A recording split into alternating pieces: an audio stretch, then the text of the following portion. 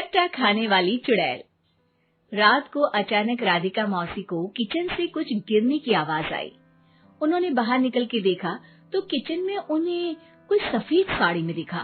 वो चीख पड़ी, हे भगवान, आलतू जलाल तू आई बला को टाल तू, आलतू जलाल तू आई बला को टाल तू। राधिका मौसी को चीखते सुनकर श्रवण बाहर आता है भागते हुए। अरे माँ, क्या हुआ? क्या देख लिया? दादी माँ आ गई क्या सपने में? अरे बेटा, रसोड़े में देख तो कौन है? श्रवण रसोड़े में झांक कर देखता है और उसे कोई नहीं दिखता अंदर। अब रसोड़े में तो कोई नहीं है माँ। कोई सफेद साड़ी में नहीं है क्या? नहीं माँ, कोई भी नहीं है। चिल्लम चिल्ली की आवाज सुनकर काजल भी वहाँ आ जाती है। अब क्या हो गया माँ जी? अरे बेटा, रसोड़े में एक चुड़ैल थी सफेद साड़ी में। अरे क्या कर रही थी वो अंदर? अरे बताया नहीं, कल आएगी ना तो पूछ लूंगी। चुड़ैल जी, आपका क्या प्लान है? माँ जी, रात बहुत हो गई है, आपने कोई बुरा सपना देखा होगा, चलिए सो जाइए। राधिका मौसी सोने तो चली जाती है, पर उनको रात भर नींद ही नहीं आती। वो कुछ भी उलझुल बातें सोचने लगती है।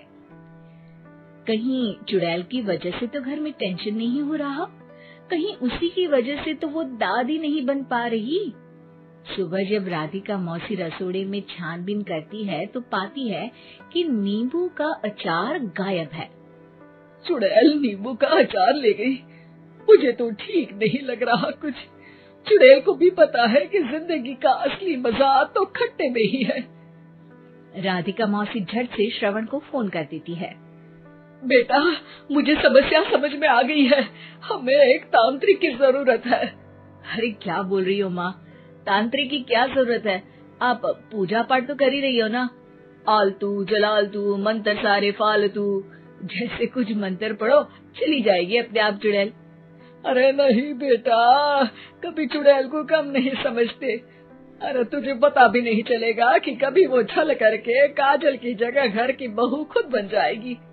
क्या माँ, कुछ भी बोल रही हो? कहाँ काजल और कहाँ चुड़ैल।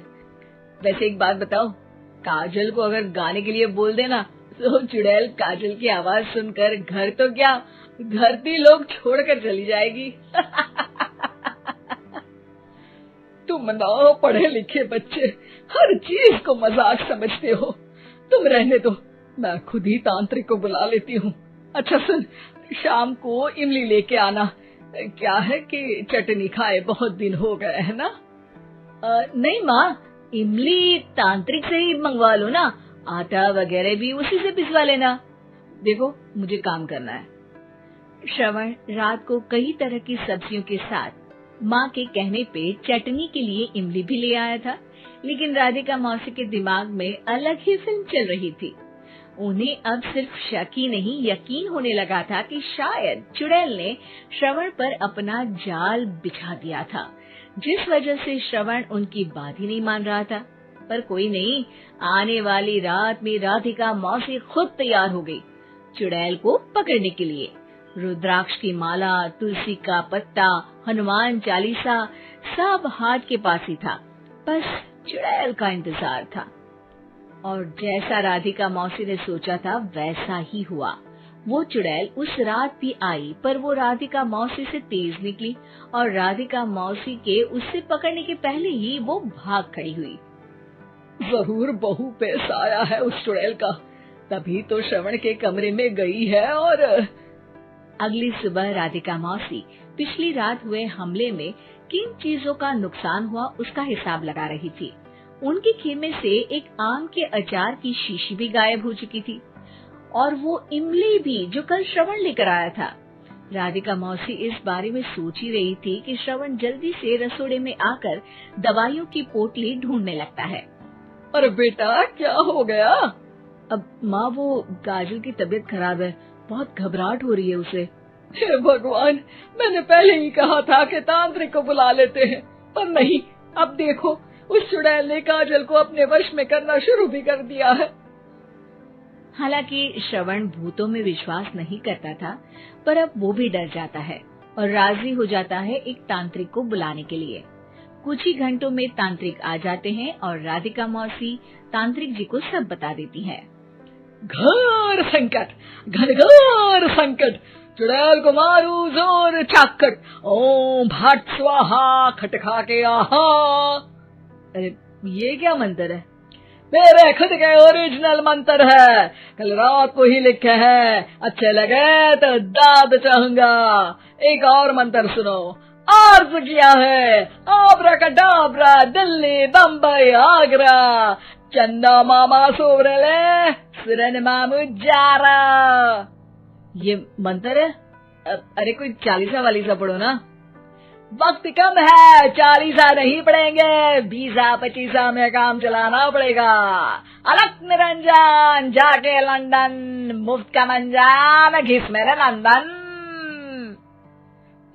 अरे जल्दी करो तांत्रिक जी, जल्दी करो। तांत्रिक अपने उल झलूल मंत्र पढ़ने लगता है। श्रवण को तांत्रिक पे शक होता है। वो अपने एक डॉक्टर दोस्त को कॉल कर देता है ताकि कोई अनहोनी हो तो इमरजेंसी में चीजें मैनेज हो जाए। तांत्रिक धुनी रमाता है, जिसकी वजह से कमरे में काफी धुआं हो जाता है और जिसकी वजह से बहू की घबराहट बढ़ जाती है। अब भागेगी चुड़ैल। हाँ।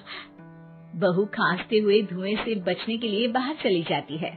अरे भाग रही है, भाग रही है। पीछे पीछे श्रवण भी जाता है। बहू एक सोफे पर बैठ जाती है। तभी डॉक्टर दोस्त आ जाते हैं और श्रवण को पानी लाने के लिए कहते हैं। थोड़े चेकअप के बाद डॉक्टर कहते हैं, मेरे हिसाब से जाप का काम पूरा हो गया है। क्या मतलब? अरे कुछ भी नहीं माँ, कोई चुड़ैल नहीं है, खुशखबरी है, अब दादी बनने वाली है। मगर वो सब अचार के डब्बे। श्रवण दोनों अचार के डब्बे अपनी माँ को दिखाता है, जो कि उनके बिस्तर के नीचे छुपे हुए थे। आपने सही बोला था माँ, वो चुड़ैल काजल ही थी जो खट्टा खा रही थी। हमें कल ही पता चला, पर हमने आपको ये तांत्रिक वाला काम करने दिया ताकि आपको भरोसा हो जाए कि भूत वगैरह कुछ होता ही नहीं। अच्छा अच्छा, ये तो बड़ी खुशी की बात है, पर बेटा मुझे एक झाड़ू तो ला दे। क्यों माँ? ये तांत्रिक का भूत उतारती हूँ मैं। अब तांत्रिक राधा मौसी के डर से घर से भाग निकलता है और राधा मौसी उसके पीछे भागती है। अरे संकट ये घनघोर है, तांत्रिक मुआ चोर।